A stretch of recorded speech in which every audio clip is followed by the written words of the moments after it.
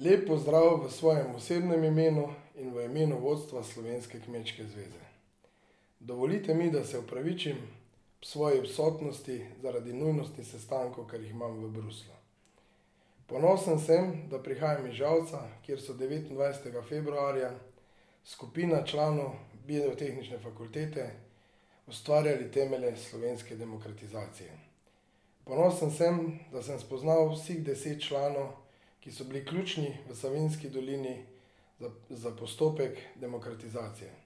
Dovolite mi, da se zahvalim slehernemu članu Slovenske kmečke zveze, ki si je vzel čas in pa predvsem, ki je izrazil pogum in hkrati željo po samostojni državi. Zahvalil bi se tudi gospodu Ivanu Omanu in gospodu Francu Zagožnu, ki sta odigrala ključne vloge v tem času.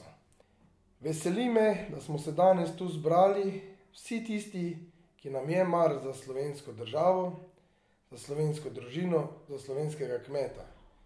Vsi tisti, ki cenimo vrednote slovenskih državljanov in vsi tisti, ki postavljamo slovenskega državljana na prvo mesto, hkrati pa spoštujemo slovensko državo.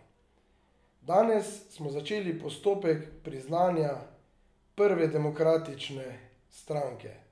Zato nadaljujemo po tej poti in skupaj ustvarimo boljšo Slovenijo in boljše pogoje za slovenske državljane. Na koncu želim vam prijetno prireditev in pa se vidimo v prihodnosti na podobnih skupih in pa predvsem na obeležjih Slovenske kmečke zveze in pa prvega dogodka, ki je pripeljal na pot demokratične, suverene Republike Slovenije. Lep večer vam želim.